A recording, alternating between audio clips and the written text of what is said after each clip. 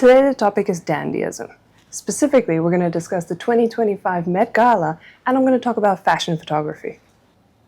Now, fashion and fashion photography is something that I have loved for many, many years. Long before I thought I would become a photographer, I thought for sure I was going to be a fashion designer one day.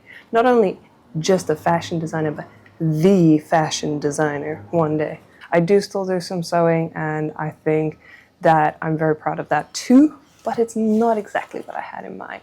I am, however, very, very happy to be a photographer, and one of the areas that I love most in photography is fashion photography. And not necessarily that I spend all my time doing that, but also just admiring fashion photography.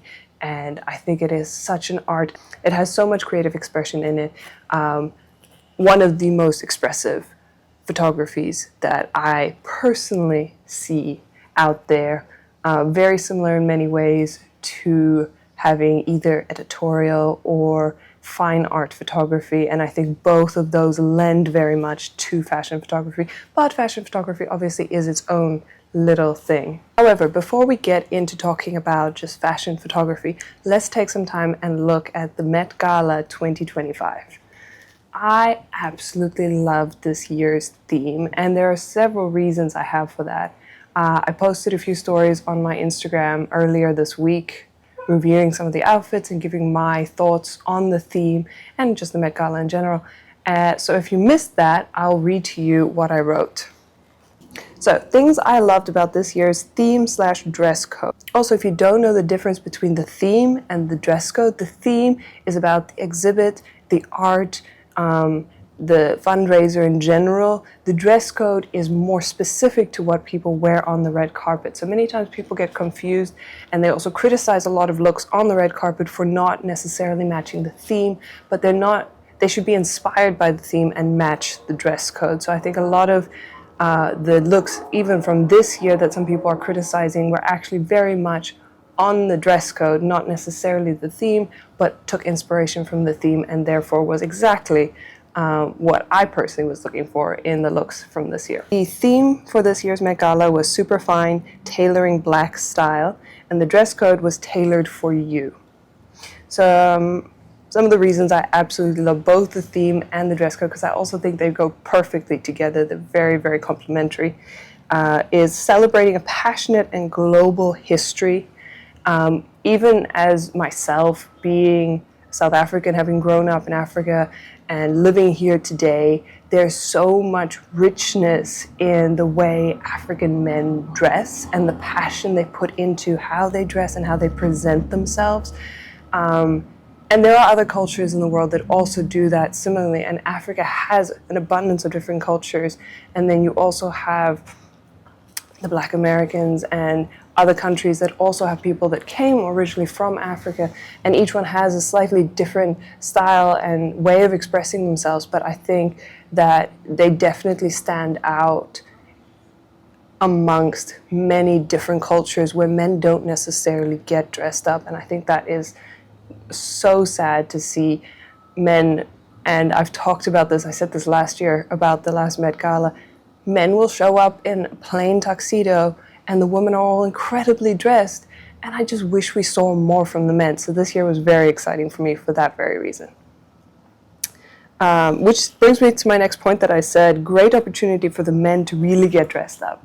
Like this year, I think the women still did an incredible job, and definitely I saw a lot more effort once again going into the women, but I saw more effort from the men than I've ever seen in previous years. And so I just absolutely love that. I love seeing the men step up and have a theme that they can easily relate to and just put that effort into. And also just seeing in general men stepping into fashion more globally and really just putting their spin on things and really just embracing it rather than seeing it as this hyper feminine thing and trying to stay away from it, or thinking that they cannot be masculine while also being interested in fashion and interested in what they wear.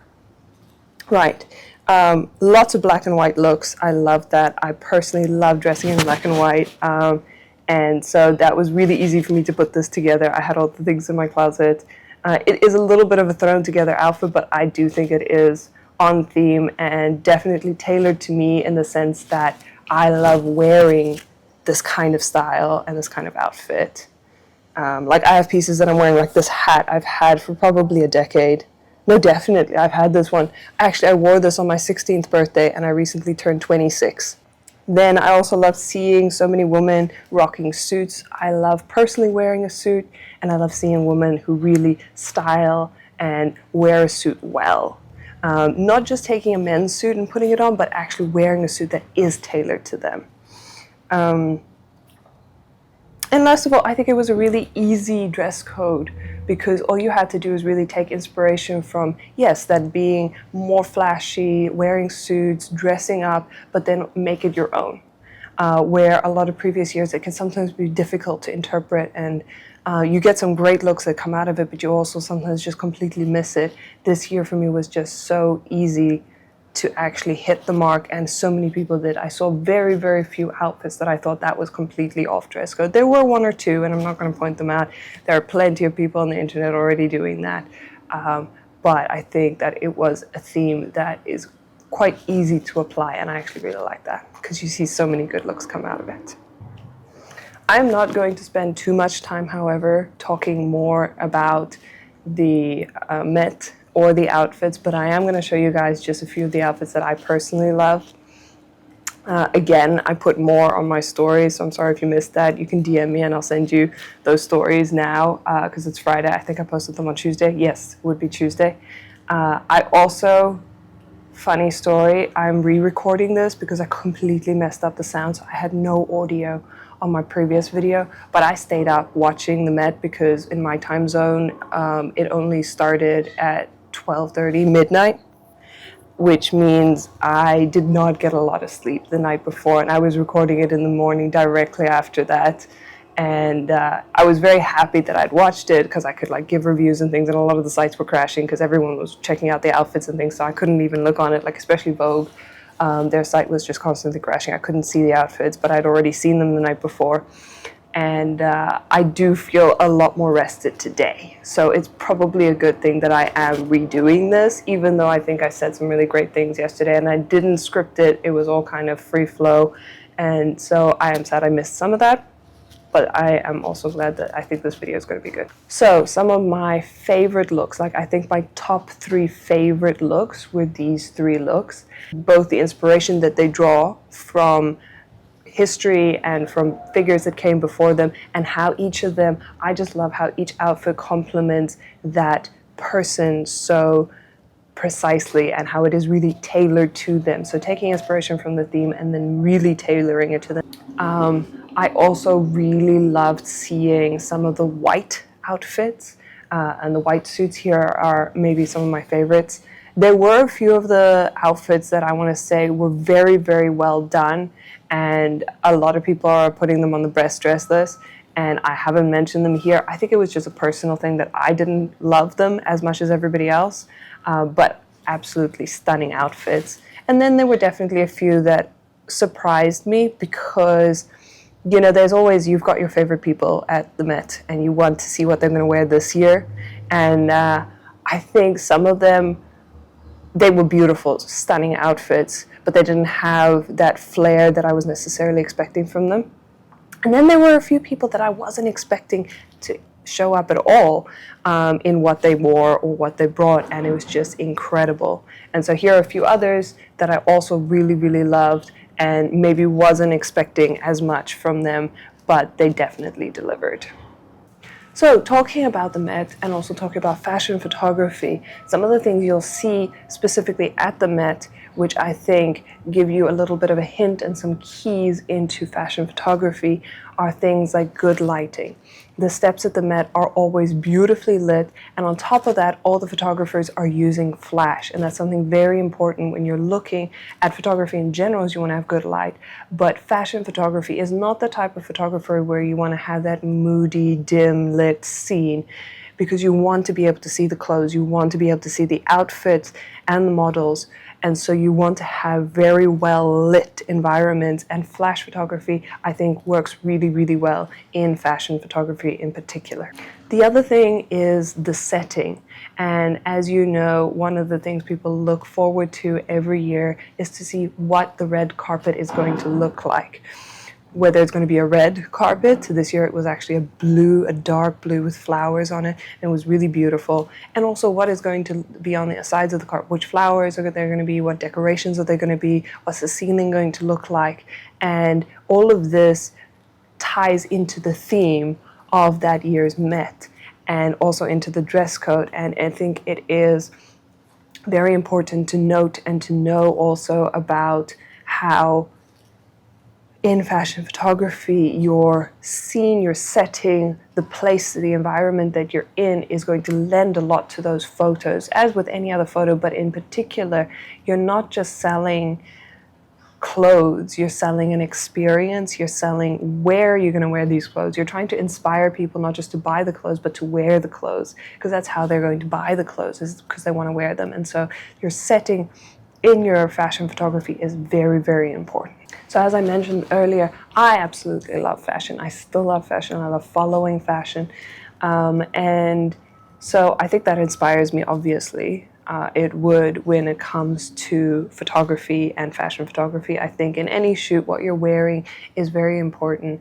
And one of the co-hosts actually this year was talking about his outfit, and he was just talking about how fashion is an opportunity for you to make that first impression in the first few seconds that you couldn't make in any other way. It's a way to present yourself and to show who you are without having to say a word or do anything.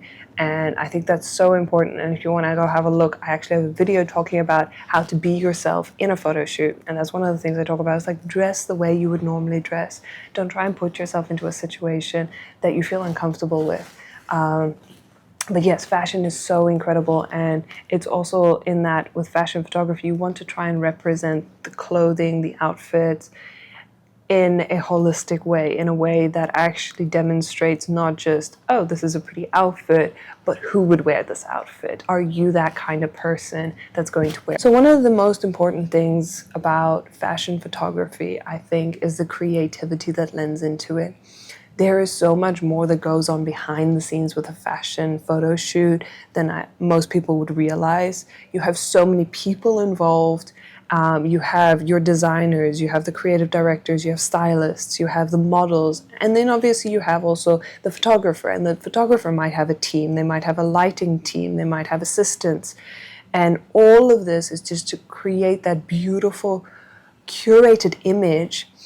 And the level of creativity that goes into fashion photography for me sometimes just blows me away, because, like I said, it's inspiring people toward a lifestyle even, and definitely toward a certain personality or characteristics that they want to represent in themselves, and is already being represented in this photo shoot and with these clothes. So just such an incredible opportunity to be creative, but I also love watching it for that same reason, because you get to see that creativity on display and admiring those photos. It is simply photography which captures clothing and accessories, different clothing items, often using models, but not even necessarily using models. So that is, on its simplest term, what fashion photography is. However, it actually becomes way more dynamic than that when you start to realize that it is a combination of a lot of different photography styles, including portraits, product photography, and in many aspects, fine art photography, as I mentioned earlier. So it is not only a very creative, but also a very dynamic photography, style of photography, and therefore fashion photographers have to be aware of a lot of different things when they're trying to do a fashion photo shoot, which, I mean, they don't get enough credit, I truly believe, because when you're doing a product shoot, your focus is on representing this product in a real-to-life way. Like, you want it to look exactly how it's going to look when the client gets it, but you also want it to look so incredible and so beautiful at the same time that they want to buy it. And so when you're doing fashion photography, you have to make sure that these clothes look accurate to how they're going to look on a mannequin or on whichever person chooses to buy them and wear them. They have to look proportionate, they have to have the right colors. You can't have your lighting in such a way that they look super bright, but in reality they're kind of muted. Or inversely, that they look kind of muted or dull, but in real life they're actually very light colored. So you have to be very accurate in your photography. Then you add to that an element of portrait photography, because most fashion photography uses models.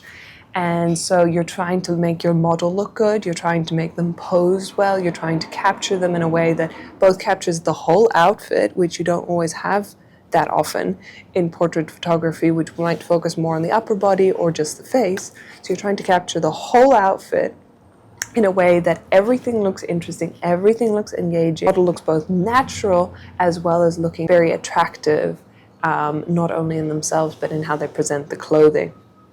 And that really is where the fine art part comes into it, and I think ties it all in, kind of as a canopy or a blanket over all of this, and where it takes these elements that are necessary and packages them and presents them in a way that makes them extra and makes them turn it really into art, as the name suggests, but taking something that is commercial and turning it into something that is creative, so that makes it all the more attractive to whoever might be seeing these photos. Taking these three different styles of photography and mixing them in together, like I said, you have many different moving pieces and different elements, different parts. A fashion photographer can never take fashion photographs on their own. First of all, they obviously need the designers and the fashion brands to partner with them, hire them, and have them step into that role. Then I think another strong distinction between fashion photography and other forms of photography is the model. Because in most cases, I fully believe that it is the photographer's responsibility, if they're photographing any person, to make that person look good. And I say this all the time, and I think if you don't feel like you look good or true to yourself in your photos, that isn't your fault, that is your photographer's fault. And you need to find a different photographer and look for the person that's going to represent you in the way that feels true to you, but also just makes you feel beautiful and makes you feel seen. However, when it comes to fashion photography, is the one area that I think getting a trained model, someone that knows how to make themselves look good, and because this is actually about the clothes that they're wearing, makes the clothes look good, knows how to pose, knows how to model in a way that displays their outfits. That is actually the one form of photography, fashion photography, where having a model, having someone who's trained in this area makes a huge, huge difference. You don't have to model professionally to know how to model. Let's put it that way. I've had some photo shoots that I absolutely loved, and this one in particular that I'm going to show you some photos from. These two were not professional models in the sense that they got paid, but they were both people that knew how to be in front of a camera. They were both people who understood how to present themselves and how to present the items, where with this one we were modeling hats, which is very specific. It's not necessarily the whole outfit, but we put together outfits and we had a few outfit changes that complemented the hats, and we did this all together in collaboration, and I just loved the results because they understood what needed to happen and it made things flow so well. And I don't think I could have gotten the same kind of results from someone who would have needed me to coach them 100% of the time. And last of all, what I want to say about fashion photography, I touched on it a little bit earlier, is the setting. I think fashion photography is a beautiful paradox in this area, and it's one of the things I love the most about it, because you can have the most sleek looking fancy outfits and things, and then something that's very common is placing that in an environment which is either very everyday or even out of the ordinary, but not necessarily fancy. It can be a construction site, it can be a rural area, it can be outdoors, it can be rugged. There are definitely certain aspects of fashion which will always be modeled in the area that they're going to be worn, whether it is outdoor hiking gear or construction workers' outfits or clothes. Those will definitely be modeled in the environment that you're going to use them and wear them. But then there are many things, even couture or high fashion, which you're going to see modeled in environments where you wouldn't expect them to be worn. And I love that element of shock or surprise that gets put into that. There's also definitely when you go to more and more expensive brands where they will have a more clean aesthetic and the focus will be on the outfit and on the model rather than on the setting, and there'll be less and less distractions. But again, it's all a stylistic choice, and I think that creativity of putting your models and your outfits into these unusual, not necessarily the expected environments, I really find that fun, and that's the intention. I think it is to obviously grab the attention of whoever is viewing it, and you're looking as much at the background and the surroundings as the clothing, but obviously the goal is to get your attention on these designs and this fashion that you're seeing represented. And so if you were ever wondering, if you've seen fashion photography, you've seen it everywhere. You've seen it in magazines, you've seen it in newspapers, you've seen it in catalogs, on billboards, in shopping malls, in pretty much every clothing store you've ever walked into. There will be some form of fashion photography. Absolutely everywhere. It is, I think, one of the most prolific areas of commercial photography. So let me know if you enjoyed this video. Also, if you have any favorite Met Gala looks from this year, then comment them down below and follow along to see the next video come out Friday.